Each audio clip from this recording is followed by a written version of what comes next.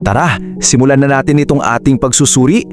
Naisip nyo na ba kung sino yung mga bayaning halos hindi man lang nababanggit sa mga history books natin? Kadalasan kasi, nakatutok tayo sa mga sikat at malalaking pangyayari sa sentro ng bansa. Pero ngayon, ibabaling natin ang atensyon natin sa isang napakagandang source material na nagbibigay liwanag sa mga lokal na bayani natin sa probinsya. Focus tayo ngayon sa buhay at sakripisyo ng isang astig na leader mula sa Pangasinan. Handa na ba kayo? Let's go! Aguinaldo Luna Bonifacio. Kilalang kilala, 'di ba? Sila yung laging laman ng mga textbook natin at syempre, mga kinikilalang pambansang bayani. Pero ang hinihingi sa atin ng source material natin ngayon ay i-zoom in ang ating paningin. Inaanyayahan tayo nitong kilalanin ang mga nakalimutang lokal na leader.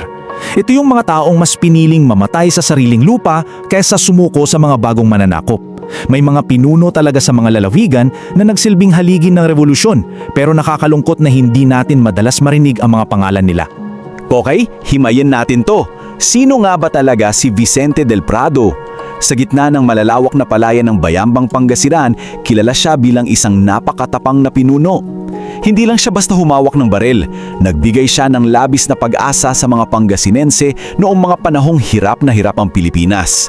Ang linaw ng paglalarawan sa kanya ng source natin, isang general, isang gerilya, at higit sa lahat, isang tao na mas gustuhin pang tawaging tulisan ng mga dayuhan kaysa maging traidor sa sariling bansa.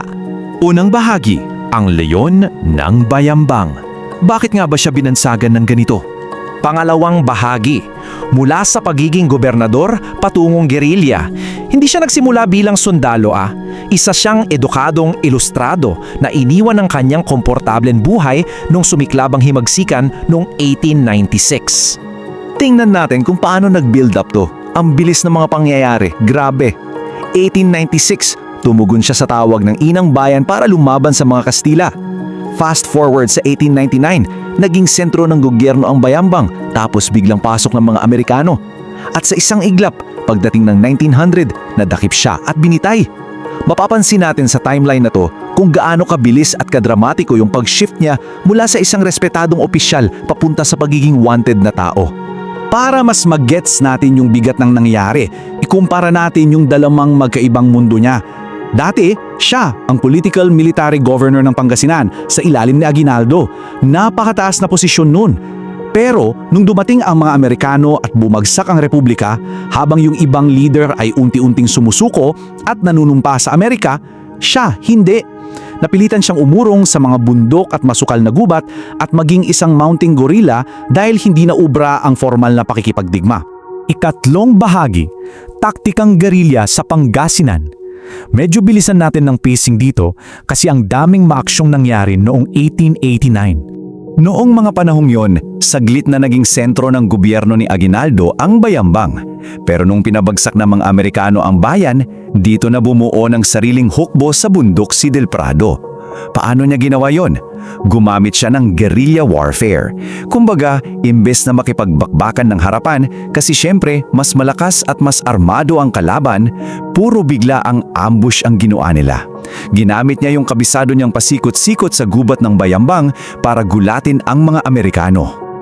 At dito talaga natin makikita yung sobrang laking kaibahan kung paano siya nakita ng dalawang panig na walang kinikilingang inilalahad ng material natin. Sa mga Amerikano, tinawag siyang ladrone o tulisan at magnanakaw. Sinadya nilang gawin yon para sirain ang reputasyon niya at naglagay pa sila ng napakalaking pabuya sa ulo niya kasi sobrang naging sakit siya ng ulo sa Hilagang Luzon. Pero sa mga Pangasinense at sa mga magsasaka, siya ang tagapagtanggol nila. Walang naglaglag o nagtaksil sa kanya sa mga kababayan niya sa loob ng mahabang panahon. Ikaapat na bahagi, pagdakip at huling sakripisyo. Dito na medyo pabigat ng pabigat ang ating kwento. Kahit anong galing niyang magtago, nadakip din siya noong 1900. Ayon sa ating source, nadakip siya dahil sa impormasyon na nanggaling sa mga taong nanlinlang o kaya naman ay sobrang natakot sa mga Amerikano. Dinala siya sa dagupan at ito yung pinaka-striking na part na binibigyan diin ng material natin. Nilitis siya hindi bilang isang sundalo o prisoner of war, kundi bilang isang ordinaryong kriminal. Sinadya yung ganitong pagtrato para alisin yung legitimacy ng pakikipaglaban niya para sa Republika.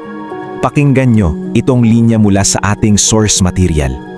ang mga tunay na lumalaban para sa kalayaan ay madalas bansagang masama ng mga mananakop. Ang bigat, di ba?